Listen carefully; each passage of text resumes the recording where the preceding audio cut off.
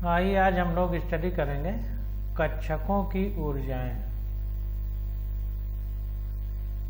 Energies of orbitals. इसको English में बोलेंगे एनर्जीज ऑफ ऑर्बिटल्स। तो कक्षकों की ऊर्जाएं हम लोग पढ़ते हैं। तो यहाँ पर देखिए, हाइड्रोजन परमाणु में इलेक्ट्रॉन की ऊर्जा केवल मुख्य क्वांटम संख्या द्वारा निर्धारित होती है। इसको ध्यान दीजिए कि जो हाइड्रोजन होता है उसमें बाहरी कक्षा में केवल एक ही इलेक्ट्रॉन होता है, 1H1 लिखा जाता है, कई बार हमने बताया है। तो एक ही इलेक्ट्रॉन होने की वजह से जो हाइड्रोजन परमाणु है उसमें जो ऊर्जा है उसको केवल मुख्य क्वांटम संख्या यानी n द्वारा बताया जा सकता है। अतः हाइड्रोजन परमाणु में कक्षकों की ऊर्जा निम्नलिखित क्रम में बढ़ती है। तो जो हाइड्रोजन है हमारा, उसमें जो ऊर्जा के बढ़ने का क्रम है वो चूंकि केवल मुख्य क्वांटम संख्या n पर निर्भर है, तो वो इस प्रकार से बढ़ता है। यानी n की वैल्यू जितनी ज्यादा होगी उसका ऊर्जा उतनी ज्यादा होगी। उसका कारण है कि मान लीजिए हमारे पास ये न्यूक्लियस है और ये पहली कक्षा है, ये दूसरी कक्षा है, ये दूसरी कक्षा है, ये तीसरी कक्षा है, इसी तरह कक्षाएं होती हैं। तो चूंकि न्यूक्लियस के जो पास है, मतलब न्यूक्लियस उसको ज्यादा अच्छे से आकर्षित कर रहा है, तो उसका कारण है कि उसके पास ऊर्जा इलेक्ट्रॉन के कम है जो यहाँ पर है, तो इसलिए उसने नाभिक ने उसको ज्यादा आकर्षित करके पास में रखा है। अगर ऊर्जा ज्यादा होती तो आकर्षित ही नहीं कर पाता। तो जो सबसे नजदीक कक्षा है उसके लिए n की वैल्यू कम होती है, यानी ये पहली कक्षा के लिए n बराबर 1, दूसरे के लिए 2, तीसरे के लिए 3, और नाभिक के पास वाली को n बराबर 1 लिखा जाता है। पीछे हम लोग पढ़ चुके हैं। तो इसलिए जो है, जो नाभिक के पास होती है उसका ऊर्जा कम होती है। इसीलिए जो 1s है, ये 1s में n की वैल्यू 1 है तो 2 से कम है। यहाँ पर 3 से 2 की कम है, 4 से 3 की कम है, इसी प्रकार क्रम से आगे बढ़ता है। तो n की वैल्यू जितनी ज्यादा होगी ऊर्जा का वैल्यू उतना ज्यादा होगी इलेक्ट्रॉन के लिए, क्योंकि यहाँ पर केवल n यानी मुख्य क्वांटम संख्या ही ऊर्जा को बताएगी, और उसका कारण हमने बता दिया कि इलेक्ट्रॉन एक ही है इसलिए। अब देखिए यहाँ पर 1s की ऊर्जा कम होगी 2s और 2p से, और 2s और 2p दोनों की ऊर्जा बराबर होगी। इसी प्रकार 2 की ऊर्जा 3s 3p 3d से कम होगी, मतलब 2 की 3 से कम होगी, s p d तीनों की बराबर होगी। इसी प्रकार 4 की ऊर्जा 3 से 2 की कम होगी, यहाँ पर 4 से 3 की कम होगी। देखिए जिधर मुंह फैला हो तीर का उधर ज्यादा होता है, जिधर सकरा हो उधर कम होता है। तो 4 की ऊर्जा ज्यादा है 3 से, और s p d और f सारे कक्षकों की ऊर्जा बराबर है। इलेक्ट्रॉन के लिए ध्यान दीजिए, सिर्फ इलेक्ट्रॉन की बात करें, और इन्हें चित्र 2.16 में दर्शाया गया। हम देखेंगे कैसे दर्शाया गया। हालांकि 2s और 2p कक्षकों की आकृतियां भिन्न होती हैं, फिर भी इन दोनों कक्षकों 2s 2p में उपस्थित इलेक्ट्रॉनों की ऊर्जा बराबर होगी। देखिए यस जो होता है वो स्फेरिकल या गोलीय आकार का होता है, p जो है वो डम्बल शेप या डमरू के आकार का होता है, और d जो है द्वि डम्बल शेप या 2 डमरू के आकार का होता है। जैसे डमरू बनी है, इसमें इधर भी बना दिया जाए तो d हो जाएगा। तो f की आकृति जटिल होती है, तो उसकी हम आगे चर्चा करेंगे। तो ऊर्जा एक ही समान होती है, भले ही s और p की आकृति भिन्न भिन्न हो। हाइड्रोजन के लिए ध्यान दीजिए, आगे देखते हैं। यहाँ पर देखिए जो हाइड्रोजन और अन्य इलेक्ट्रॉन हैं उनके अन्य बहु इलेक्ट्रॉनिक परमाणु हैं, यानी जिनमें एक से ज्यादा इलेक्ट्रॉन होते हैं, उनके लिए दिया गया। तो का देखिए क्या कह रहा है कि हाइड्रोजन परमाणु, ये हाइड्रोजन के लिए है, खा बहु इलेक्ट्रॉनिक परमाणुओं के कुछ इलेक्ट्रॉन कोषों के ऊर्जा स्तर आरेख, ये बहु इलेक्ट्रॉनिक परमाणु के लिए। ध्यान दीजिए कि हाइड्रोजन परमाणु के लिए समान मुख्य क्वांटम संख्या हेतु भिन्न भिन्न दिगंशी क्वांटम संख्या होने पर भी, दिगंशी का मतलब एल से जिसको लिखते थे, एजीमूथल क्वांटम संख्या जिसको अंग्रेजी में बोलते थे, तो एल के मान भिन्न भिन्न होने पर भी ऊर्जा समान होती है। पीछे भी अंडरलाइन किया है, फिर से अंडरलाइन कर लीजिए ताकि आपका ध्यान जाता रहे, इसलिए कह रहा है ध्यान दीजिए। और एक किसके लिए है? हाइड्रोजन के लिए, बहुपरमाणुविक के लिए नहीं। बहु इलेक्ट्रॉनिक परमाणुओं में, जिसके इलेक्ट्रॉन एक से ज्यादा है परमाणु में, समान मुख्य क्वांटम संख्या वाले कक्षकों की ऊर्जा भिन्न दिगंशी क्वांटम संख्या, इसको ध्यान दीजिए। अगर बहुपरमाणुवी इलेक्ट्रॉन है तो उसके लिए कहानी अलग है। क्या है? बहु इलेक्ट्रॉनिक परमाणु में समान मुख्य क्वांटम संख्या यानी n की वैल्यू समान हो, तब भी अलग अलग यल के लिए अलग अलग दिगंशी क्वांटम संख्या वाले कक्षकों की ऊर्जाएं भिन्न भिन्न होती। बहु परमाणुविक इलेक्ट्रॉन के लिए अलग बात है और एक परमाणुविक यानी हाइड्रोजन के लिए अलग बात है। अब इस चित्र को देख लेते हैं और आगे समझते हैं। ये देखिए हाइड्रोजन के लिए बनाया गया है, ये बहु इलेक्ट्रॉनिक परमाणु के लिए यानी मल्टीपल इलेक्ट्रॉन वाले एटम के लिए। तो यहाँ पर देखिए जो नीचे है उसकी ऊर्जा कम है, जो जितना ऊपर है उसकी ऊर्जा उतनी ज्यादा है। तो चूंकि यस की 1s की ऊर्जा सबसे कम है इसलिए सबसे नीचे लिखा गया, और 1s में एक ही ऑर्बिटल कक्षक होता है इसलिए इसको 1 से दर्शाया गया है, एक डॉट लाइन से जो लाल रंग में है। अब 2s 2p की ऊर्जा समान है इसलिए ऊंचाई में दोनों को समान रखा गया है यहाँ से तल से, और 2s 2p में 2s में एक कक्षक और p में 3 होते हैं इसलिए 3 डॉट लाइन खींचा गया। इसी प्रकार 3s 3p 3d ऊर्जा समान है इसलिए ऊंचाई में सबको समान तल में रखा गया। यस में 1 होता है स्फेरिकल, वो 1 लाइन खींची गई, p में 3 कक्षक होते हैं तो 3 लाइन खींची गई, d में 5 होते हैं तो 5 लाइन खींची गई है, 1 2 3 4 5, और इसी तरह f में 7 होते हैं। g में जाएंगे तो 9 हो जाएगा, h में जाएंगे तो 11 2 2 बढ़ता जाता है, पीछे हम लोग पढ़ चुके हैं। अब देखिए बहु इलेक्ट्रॉनिक परमाणु के लिए है, तो यहाँ पर क्या है? यहाँ पर देखिए ऊर्जा का स्तर अलग अलग है, 1s की सबसे कम है, 2s की उससे ज्यादा है। अब देखिए 2s और 2p दोनों के लिए मुख्य क्वांटम संख्या बराबर है। मुख्य क्वांटम संख्या यानी n की वैल्यू जो पहले लिखी जाती है वो बराबर है, और मुख्य क्वांटम संख्या हमारी कक्षा को रिप्रेजेंट करती है, सेल को, कि नाभिक से किस सेल में इलेक्ट्रॉन है। n बराबर 2 है, इसका मतलब दूसरी कक्षा में इलेक्ट्रॉन है, और यस से p की ऊर्जा ज्यादा है इसलिए इसको ज्यादा ऊंचाई पर रखा गया है। यस में 1 कक्षक होता है तो 1 लाइन, p में 3 होता है तो 3 लाइन। अब 2p से 3s की ऊर्जा ज्यादा है इसलिए इसको ज्यादा ऊंचाई में रखा गया है, और 1 कक्षक होता है इसलिए 1 लाइन। 3s से 3p की ऊर्जा ज्यादा है इसलिए और ऊंचाई में रखा गया है। 3 कक्षक होते हैं तो 3 लाल लाइन खींची गई। 4s की ऊर्जा 3s से ज्यादा होती है तो और ऊंचा, 1 कक्षक होता है तो 1 लाइन। यहाँ पर देखिए, यहाँ पर 3d में 4s से 3d की ऊर्जा कुछ ज्यादा है इसलिए थोड़ा ऊंचा कर दिया गया है, और d में कक्षक 5 है तो 1 2 3 4 5 लाइन खींचा गया।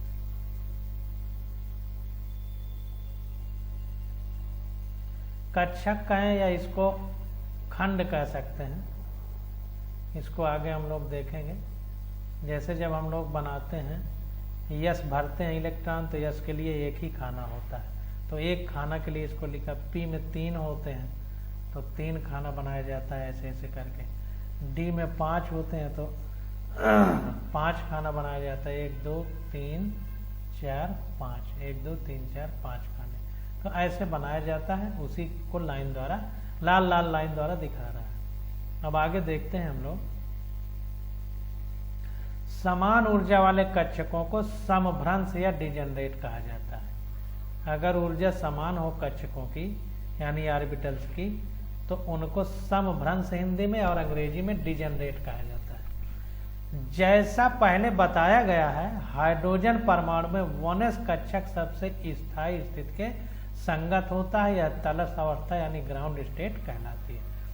तो हाइड्रोजन परमाणु के लिए जो 1s है इसकी ऊर्जा सबसे कम होती है। क्यों? क्योंकि हाइड्रोजन का जो इलेक्ट्रॉन है वो नाभिक के सबसे नजदीक होता है और उसी को आधार तल कह सकते हैं, इसीलिए तलस्थ अवस्था यानी ग्राउंड स्टेट कह रहा है। और चूंकि नाभिक के सबसे पास होती है पहली कक्षा, इसलिए उसकी ऊर्जा सबसे कम होगी, इसीलिए उसको तलस्थ अवस्था भी कहा जाता है। इस कक्षक में उपस्थित इलेक्ट्रॉन नाभिक द्वारा सर्वाधिक प्रबलता से आकर्षित रहता है। अब चूंकि नाभिक के सबसे नजदीक होगा तलस्थ अवस्था वाला, तो इसलिए नाभिक उसको सबसे अच्छे तरीके से आकर्षित करेगा। और देखिए, चूंकि हाइड्रोजन में एक ही इलेक्ट्रॉन होता है तो पहली ही कक्षा में रहेगा, तो अगर हम आगे की कक्षाओं की बात करेंगे तो वहाँ तो इलेक्ट्रॉन है ही नहीं, आगे कक्षा संभव नहीं। और अगर आगे की कक्षा यानी जहाँ पर इलेक्ट्रॉन होना चाहिए उससे ज़्यादा ऊंचाई पर है तो उसको अगली कक्षा माना जाएगा, और ये माना जाएगा कि इलेक्ट्रॉन ऊर्जा लेकर के उसमें उछल के गया, तो इसीलिए उसको एक्साइटेड स्टेट बोलते हैं। तो वही कह रहा है कि हाइड्रोजन परमाणु में 2s 2p या उच्च कक्षकों में उपस्थित इलेक्ट्रॉन को उत्तेजित अवस्था यानी एक्साइटेड स्टेट में कहा जाता है। भाई वो पहली कक्षा में रहना चाहिए, अगर दूसरी में पहुंच गया या तीसरी में तो गया कैसे? ऊर्जा लेके, और ऊर्जा का मतलब ऊर्जा लेके वो उछल के गया यानी एक्साइटेड होकर के गया। हाइड्रोजन परमाणु के विपरीत एक बहु इलेक्ट्रॉनिक परमाणु के इलेक्ट्रॉन की ऊर्जा केवल अपनी मुख्य क्वांटम संख्या यानी कोष, चूंकि मुख्य क्वांटम संख्या n सेल यानी कोष को बताती है, इसलिए ब्रैकेट में कोष लिख दिया, पर ही नहीं बल्कि कक्षक क्वांटम संख्या यानी उपकोष जो बताती है कक्षक क्वांटम संख्या पर भी निर्भर करती है।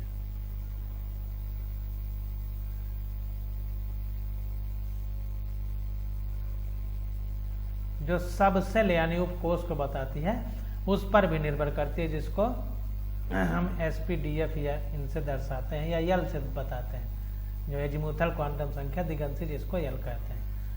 अर्थात दी गई मुख्य क्वांटम संख्या के लिए SPDF की ऊर्जाएं भिन्न भिन्न होती हैं। तो अगर बहु इलेक्ट्रॉनिक परमाणु है तो उसकी कंडीशन अलग है, और हाइड्रोजन जैसा एक इलेक्ट्रॉन वाला परमाणु है तो उसकी कंडीशन अलग है। किसी भी एक मुख्य क्वांटम संख्या में कक्षकों की ऊर्जा का क्रम SPDF होता है, यानी S की ऊर्जा सबसे ज्यादा है, उससे कम P की है, उससे कम D की है और सबसे कम F की है। जिधर चौड़ा होगा उसकी ऊर्जा ज्यादा होगी।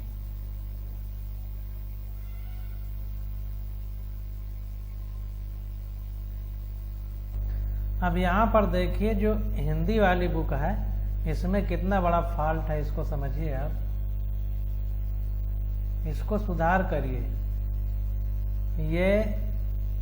ये तीर ऐसे होना चाहिए, ऐसे ऐसे, इसको सही कर लीजिए अपनी बुक में। F की सबसे ज्यादा ऊर्जा होती है, फिर D की, P की, S की, सबसे कम S की, फिर उससे ज्यादा P की, फिर उससे ज्यादा D की, फिर उससे ज्यादा F की। ये थोड़ा सा गलत लिखा है, इसको ध्यान दीजिए।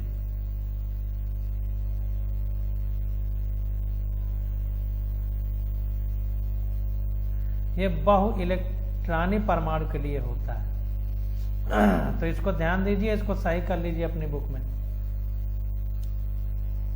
इसमें गलतियां हैं काफी जो है, यही हमको शंका हुई तो हमने इंग्लिश वाला वर्जन देखा तो उसमें सही लिखा हुआ है। यहाँ पर देखिए इंग्लिश वाली बुक में सही लिखा है, सबसे ज्यादा F की, उससे कम D की, उससे कम P की, उससे कम S की। The energy of orbital increases in the order. F की ऊर्जा सबसे ज्यादा, फिर उससे कम D की, उससे कम F की, उससे कम S की। तो ये क्रम होना चाहिए, उसमें थोड़ा गड़बड़ दिया है, उसको सही कर लीजिए। अब देखिए कक्षकों की ऊर्जा का यह क्रम लड़खड़ा सकता है। ऊर्जा का जो यह क्रम है इसमें कहीं कहीं कुछ उल्टा सीधा भी हो सकता है, जैसा कि यहाँ पर देखा गया। जैसे 3D की ऊर्जा 4s से ज्यादा होती है, 5D की ऊर्जा 6s से ज्यादा होती है और 6p की ऊर्जा 4f से ज्यादा होती है। अब इसको भी देखिए इंग्लिश बुक में, जो यहाँ पर लगभग बराबर दिया गया है, वहां पर कामा दिया गया है, इसको देखते हैं। इंग्लिश वाली बुक में यहाँ पर कामा दिया गया, ये देखिए एग्जाम्पल 4s की ऊर्जा से 3d की ज़्यादा होती है, 5d की 6s से ज़्यादा होती है, कामा 6p की 4f से ज़्यादा होती है। तो इन चीज़ों को ध्यान दीजिए, अपनी बुक में थोड़ा सुधार करिए।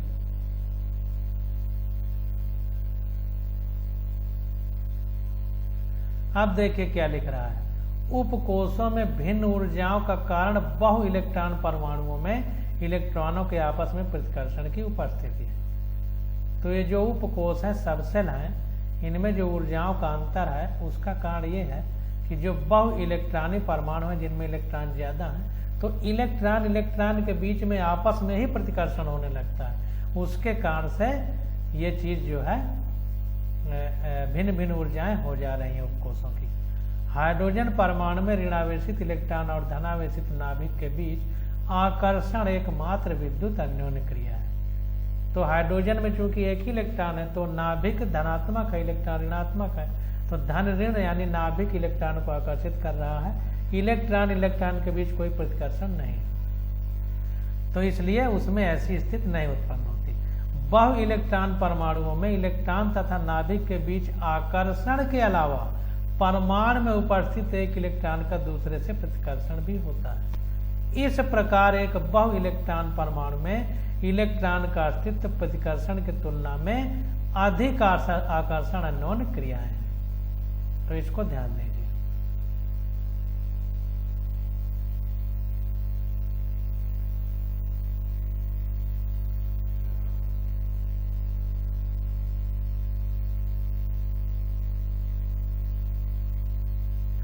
तो बहु परमाणुविक इलेक्ट्रॉनिक परमाणु में इलेक्ट्रॉन का अस्तित्व प्रतिकर्षण की तुलना में अधिक आकर्षण अन्योन्य क्रिया है। भाई प्रतिकर्षण होगा तो एक दूसरे से दूर जाएंगे तो अस्तित्व तो खत्म हो जाएगा।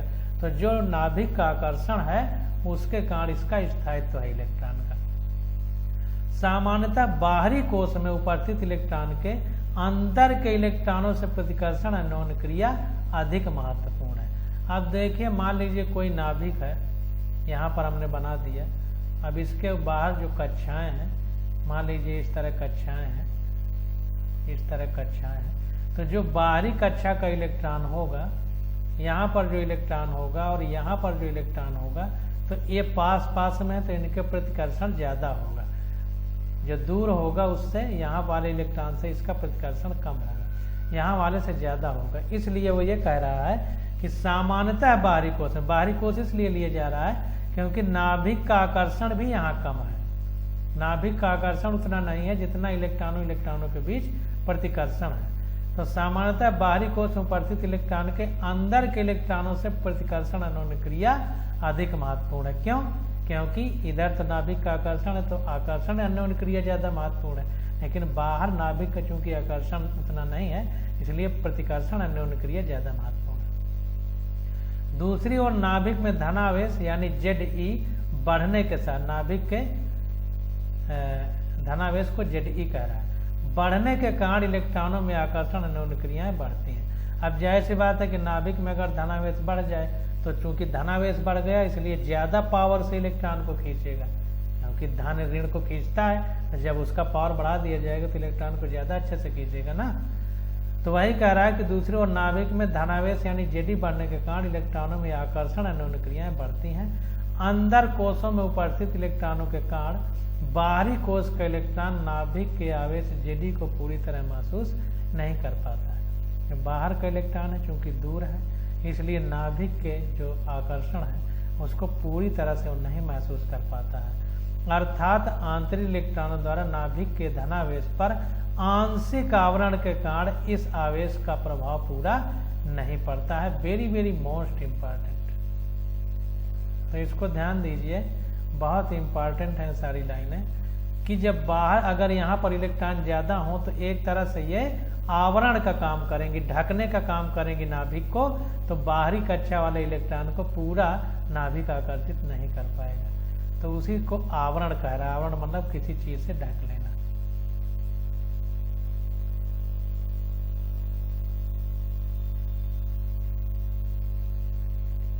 इसे आंतरिक, वेरी वेरी मोस्ट इंपॉर्टेंट ये शब्द है, इसे आंतरिक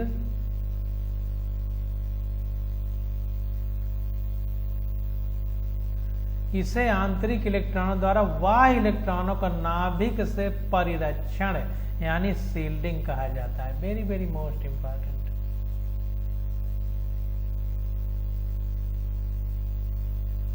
सील्डिंग कहा जाता है, मतलब सील्ड कर लिया, मतलब पूरी तरह से ढक लिया, कवच का काम कर रहा है। तो बाहर वाले इलेक्ट्रॉन को नाभिक उतना अच्छा नहीं घसीट पाएगा। और नाभिक का कुल धनावेश जो इलेक्ट्रॉन पर प्रभावी होता है, प्रभावी नाभिकीय आवेश जेड इफेक्टिव ई यानी इफेक्टिव न्यूक्लियर चार्ज कहलाता है। क्योंकि पूरा उसका जितना अच्छे तरीके से खींचना चाहिए नहीं खींच पा रहा, तो उसका प्रभाव पूरा नहीं है बाहरी इलेक्ट्रॉन पर नाभिक के धनावेश का। इसीलिए जो अब उस पर आकर्षण बल है उसे प्रभावी नाभिकीय आवेश कह दिया, जेड इफेक्टिव यानी इफेक्टिव न्यूक्लियर चार्ज कह दिया। आंतरिक इलेक्ट्रॉनों द्वारा परिरक्षण यानी सील्डिंग के बावजूद नाभिकीय आवेश में वृद्धि के साथ बाह्य इलेक्ट्रॉन द्वारा महसूस किया आकर्षण बल बढ़ जाता है। कितना भी अच्छी तरीके से ढक लें अंदर के इलेक्ट्रॉन, लेकिन अगर नाभिक का आवेश बढ़ा दिया जाए यानी नाभिक में धन चार्ज बढ़ जाए, तो बाहरी कक्षा में जो इलेक्ट्रॉन है जिस पर सील्डिंग इफेक्ट काम कर रहा है उस पर आकर्षण नाभिक का बढ़ जाएगा। जाहिर सी बात है, पावर बढ़ाएंगे, बाहर तो कुछ आकर्षण है ही ना, अगर ना होता तो कक्षा को छोड़ के चला जाता।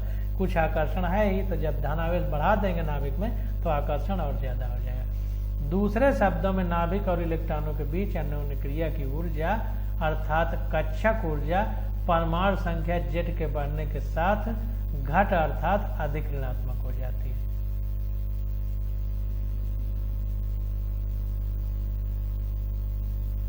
तो कहने का मतलब यह है कि नाभिक और इलेक्ट्रॉन के बीच अन्योन्य क्रिया की ऊर्जा अर्थात कक्षक ऊर्जा परमाणु संख्या जेड के बढ़ने के साथ घट जाती है। जो इलेक्ट्रॉन के बीच अन्योन्य क्रिया की ऊर्जा अर्थात कक्षक ऊर्जा परमाणु संख्या जेड के बढ़ने के साथ घट जाती है अर्थात अधिक ऋणात्मक हो जाती है। अब यहां पर देखिए जो शब्द अधिक ऋणात्मक यूज कर रहा है, तो हमने जब पीछे पढ़ा था तो मान लीजिए न्यूक्लियस है, अब इसमें इलेक्ट्रॉन चक्कर लगा रहे हैं, ऐसे ऐसे कक्षाओं में ऐसे ऐसे चक्कर लगा रहे हैं।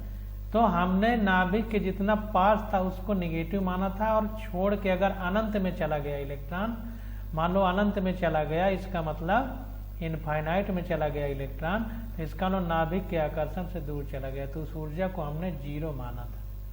जीरो माना था यानी शून्य माना था।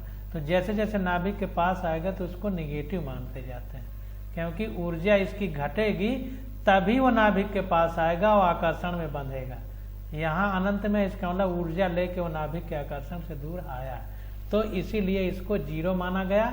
और जैसे जैसे पास आएगा तो इसको अपनी ऊर्जा निकालना पड़ेगा, तभी वो इलेक्ट्रॉन नाभिक के पास आ पाएगा, क्योंकि ऊर्जा ज्यादा होगी तो वो तो दूर रहेगा ना ऊर्जा ज्यादा लेके, तो इसीलिए निगेटिव कह रहा है। तो इसीलिए कह रहा है कि परमाणु संख्या जेड के बढ़ने के साथ घट जाती है अर्थात अधिक ऋणात्मक हो जाती है। क्या? कक्षक ऊर्जा, क्योंकि नाभिक के जितने पास आएगा इलेक्ट्रॉन, तो अनंत में हम जीरो लेते हैं, तो जितना पास आएगा तो और ऋणात्मक कक्षक ऊर्जा उसकी होती चली जाएगी।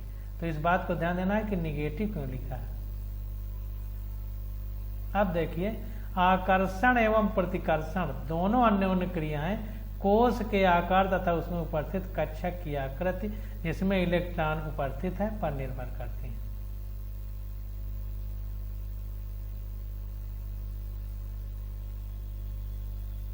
तो ये हमने पीछे भी पढ़ लिया है कि एसपीडीएफ में ऊर्जा का स्तर कैसे बदलता है। तो एसपीडीएफ सबकी आकृति आकार अलग अलग है, तो कोई नई बात तो बता नहीं रहा। उदाहरण के लिए गोलाकार आकृति के, अभी हमने बताया था ना कि गोलाकार होता है यस, तो गोलाकार आकृति के कारण यस कक्षक में उपस्थित इलेक्ट्रॉन पी कक्षक में उपस्थित इलेक्ट्रॉन की तुलना में बाहरी इलेक्ट्रॉनों का नाभिक से परिरक्षण अधिक प्रभावी तरीके से करता है।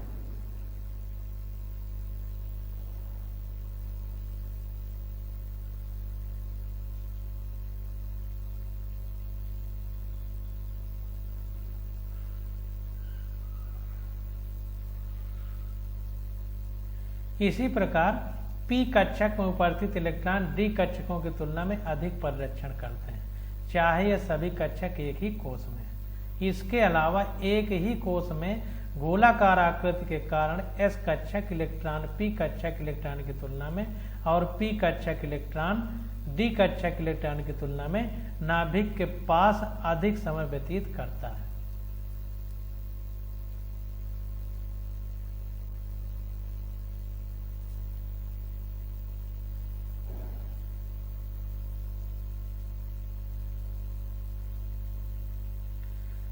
तो यस कक्षक ज्यादा परिरक्षण करते हैं। फिर से इसको देख लेते हैं। उदाहरण के लिए गोलाकार आकृति के कारण एस कक्षक में उपस्थित इलेक्ट्रॉन पी कक्षक में उपस्थित इलेक्ट्रॉन की तुलना में बाहरी इलेक्ट्रॉनों का नाभिक से परिरक्षण अधिक प्रभावी तरीके से करता है। यानी यस का शील्डिंग इफेक्ट पी की तुलना में ज्यादा होगा,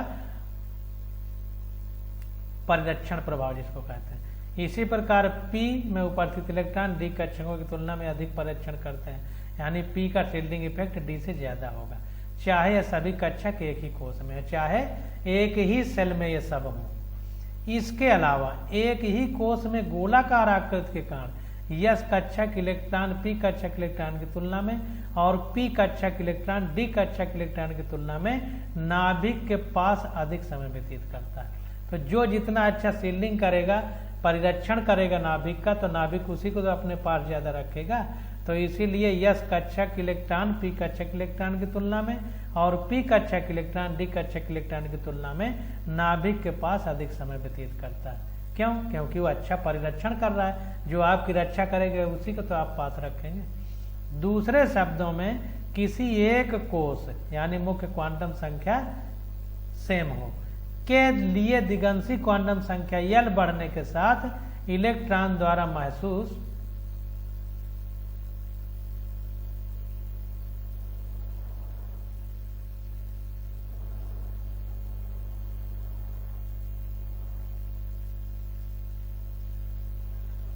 किया जेड इफेक्टिव घट जाता है, अर्थात पी कक्षक की तुलना में यस कक्षक और डी की तुलना में पी कक्षक नाभिक से अधिक दृढ़ता से बनता है। तो चूंकि प्रभावी न्यूक्लियर चार्ज घट जाता है क्योंकि वो सील्ड किए हैं, ढके हुए हैं, तो इसीलिए कह रहा है कि अर्थात पी कक्षक की तुलना में यस कक्षक और डी की तुलना में पी कक्षक नाभिक से अधिक दृढ़ता से बंधा रहता है, क्योंकि वो शील्डिंग करता है तो वो अधिक समय बिताता है, और अधिक समय बिताएगा तो इसलिए उसका नाभिक से दृढ़ता से वो बंधा रहता है।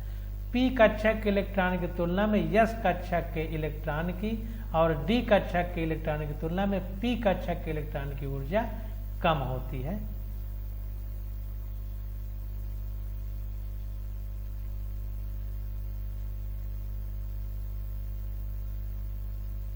पीछे हम लोग क्रम पढ़ ही चुके हैं। एसपीडीएफ में एफ की ज्यादा है, फिर डी की, फिर पी की, फिर एस की। किताब में गलत लिखा था उसको हमने सही कराया। चूंकि नाभिक के प्रति परिरक्षण यानी शील्डिंग, नाभिक की रक्षा करने की मात्रा भिन्न भिन्न कक्षकों के लिए भिन्न भिन्न होती है, अतः एक ही कोष यानी मुख्य क्वांटम संख्या यानी एक ही सेल में n बराबर सेम होगा अगर, तो सारे उसी कोष में होंगे। तो एक ही कोष यानी मुख्य क्वांटम संख्या के ऊर्जा स्तरों का विपाटन यानी स्प्लिटिंग हो जाता है, अर्थात जैसा पहले बताया जा चुका है कक्षक में उपस्थित इलेक्ट्रॉनों की ऊर्जा n तथा यल के मानों पर निर्भर करती है। पहले हम बता चुके हैं। तो वही विपाटन मतलब स्प्लिटिंग मतलब टूटना। अब देखिए गणितीय रूप में n और यल पर कक्षकों की ऊर्जाओं की निर्भरता काफी जटिल होती है, लेकिन n तथा यल के संयुक्त मान के लिए एक सरल नियम है, n प्लस यल का मान जितना निम्न होगा कक्षक की ऊर्जा भी उतनी ही कम होगी। तो इसको ध्यान दीजिए। हम n प्लस यल की वैल्यू देखेंगे, जिसके लिए जिस इलेक्ट्रॉन के लिए कम होगी तो उसके लिए ऊर्जा उतनी कम होगी। ये मोटी मोटी बात है। यदि दो इलेक्ट्रॉनों कक्षकों के लिए n प्लस यल का मान समान हो तो निम्न n के मान वाले कक्षक की ऊर्जा निम्न होगी। इसको ध्यान दीजिए। अगर दो इलेक्ट्रॉन के लिए n प्लस यल समान हो जाए तो फिर हम देखेंगे कि n किसका कम है। जिसका n कम होगा इसका मतलब वो न्यूक्लियस से कम दूरी पे होगा, मतलब उसकी कक्षा नाभिक के ज़्यादा पास होगी, क्योंकि जैसे जैसे कक्षा ऊपर बढ़ती है n की वैल्यू बढ़ती है और n की वैल्यू बढ़ेगी तो ऊर्जा ज़्यादा बढ़ेगी। तो n की वैल्यू जिसके लिए कम होगी उसको मानेंगे कि उसकी ऊर्जा कम है। तो n प्लस एल पहले देखेंगे, अगर n प्लस एल समान आ जाता है तो जिसका n कम होगा उसकी ऊर्जा कम मानी जाएगी। सारणी 2.5 में n प्लस एल नियम दिया गया है, ये देखिए बताया गया है। और चित्र 2.16 में बहु इलेक्ट्रॉनिक परमाणुओं के ऊर्जा स्तर दर्शाया गया है, जो पीछे हम लोग देख चुके हैं। ध्यान देने योग्य बात यह भी है कि किसी विशेष कोष के विभिन्न उपकोषों बहु इलेक्ट्रॉनिक परमाणु में, जब विभिन्न उपकोष है मतलब एक से ज्यादा इलेक्ट्रॉन वाले परमाणु की बात कर रहा है, तो वही कह रहा है कि ध्यान देने योग्य बात यह भी है कि किसी विशेष कोष यानी सेल के विभिन्न उपकोषों यानी बहु इलेक्ट्रॉनिक परमाणुओं में की ऊर्जाएं भिन्न भिन्न होती हैं। पीछे पढ़ चुके हैं, बार बार उसी बात को दोहरा रहा है।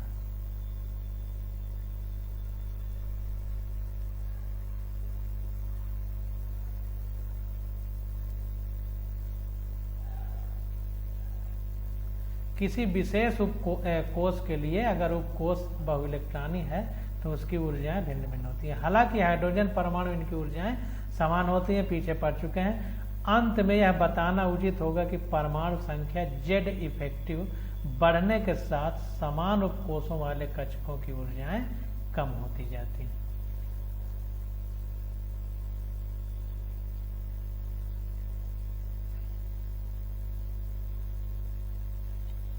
अगर उपकोष समान होंगे और Z इफेक्टिव बढ़ जाएगा तो कक्षकों की ऊर्जाएं कम होती जाती हैं, ये ध्यान देना। जाहिर सी बात है कि Z इफेक्टिव का मतलब नाभिक का चार्ज है, तो नाभिक का चार्ज बढ़ेगा तो कक्षक इलेक्ट्रॉन पर ज्यादा आकर्षण होगा तो नजदीक आ जाएगा, जितने नजदीक आ जाएगा तो ऊर्जा उतनी कम होगी।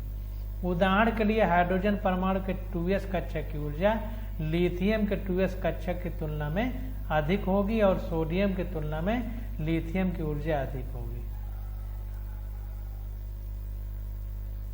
अब देखिए यहाँ पर जो बात लिखा है इसको समझने की जरूरत है। कह रहा है हाइड्रोजन की जो 2s कक्षा की ऊर्जा है वो लिथियम से अधिक होगी और लिथियम की ज्यादा होगी सोडियम से। अब इसको कैसे समझेंगे, समझिए। यहाँ पर देखिए एटॉमिक नंबर जो है यानी परमाणु क्रमांक जिसको बोलेंगे, जिसको परमाणु संख्या बोल सकते हैं, जो अभी लिखी है किताबों में परमाणु संख्या। तो ये परमाणु संख्या 1 है, मतलब ये नाभिक का चार्ज है हाइड्रोजन के लिए। तो एक नाभिक है, नाभिक में एक चार्ज है, तो जाहिर सी बात है एक इलेक्ट्रॉन है तो एक नाभिक का जो चार्ज है मतलब एक पॉजिटिव एक निगेटिव को खींच रहा है। तो जाहिर सी बात है कि इसकी ऊर्जा इससे ज्यादा होगी। क्यों? क्योंकि 3 पॉजिटिव 7 को खींच रहे हैं। तो मतलब 1 2 3 दूनी 6 2 से ज्यादा का रेशियो आ रहा है। इसमें 1 1 का, इसमें 2 का। तो इलेक्ट्रॉन या 3 जो है इसको खींच रहा है। तो यहाँ पर देखिए खींचने वाला केवल एक अकेला है, तो इसलिए इलेक्ट्रॉन को उतना अच्छे से नहीं खींच पाएगा, तो इलेक्ट्रॉन दूर होगा नाभिक से, तो इसलिए ऊर्जा ज्यादा होगी हाइड्रोजन के लिए। और अगर लिथियम में बात करें 2s इलेक्ट्रॉन की, तो यहाँ पर 3 खींचने वाले हैं, 3 खींचने वाले हैं 2s इलेक्ट्रॉन को। तो जाहिर सी बात है कि नाभिक के ज्यादा पास होगा तो इसकी ऊर्जा कम होगी, तो हाइड्रोजन से इसकी ऊर्जा कम होगी। अब देखिए सोडियम की बात करें तो 11 खींचने वाले हैं नाभिक में, 11 मान लो प्रोटॉन है, तो 11 खींचने वाले हैं। तो एक इलेक्ट्रॉन को 11 लोग एक लोग को खींचेंगे अगर, तो ज्यादा पास ले आएंगे तो इसकी और कम है। तो इसीलिए कह रहा है उदाहरण के लिए हाइड्रोजन परमाणु में 2s कक्षा की ऊर्जा लिथियम के 2s कक्षा की तुलना में अधिक होगी, हाइड्रोजन की ज्यादा होगी इससे, क्योंकि यहाँ 1 खींचने वाला है, यहाँ 3 खींचने वाला है, ज्यादा पास खींच लेंगे। जितना पास रहेगा न्यूक्लियस के उतनी ऊर्जा कम होगी। सोडियम की तुलना में लिथियम की ऊर्जा अधिक है। अब देखिए सोडियम में 11 खींचने वाले हैं, लिथियम में 3 ही है, तो 11 और पास खींच लेंगे। जितना पास खींच लेंगे उतनी ऊर्जा और कम होगी, क्योंकि अनंत में हमने 0 माना है और पास आने पे निगेटिव होती जाती है। तो जितना पास आएगा और निगेटिव होगी यानी ऊर्जा और कम होगी। तो इसलिए सोडियम की सबसे कम है, लिथियम की सोडियम से ज़्यादा है, और हाइड्रोजन की लिथियम और सोडियम दोनों से ज़्यादा है। तो यही चीज़ यहाँ पर लिखी गई है। अब कैसे लिखी गई है वो चीज़ हमने आपको बता दिया।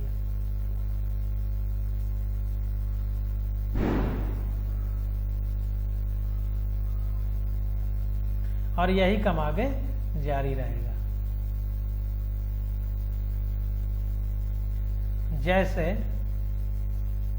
अब जैसे में देख लेते हैं, जैसे E2S H के लिए और E2S Li के लिए और E2S Na के लिए, E2S K के लिए, K में और ज़्यादा हो जाएगा तो जो नाभिक में चार्ज और बढ़ेगा तो और इलेक्ट्रॉन को पास खींचेगा तो और निगेटिव हो जाएगी, यानी ऊर्जा और कम हो जाएगी। तो इसी प्रकार सब में क्रम चलता रहेगा। अब अगली हेडिंग है परमाणुओं में कक्षकों का भरा जाना।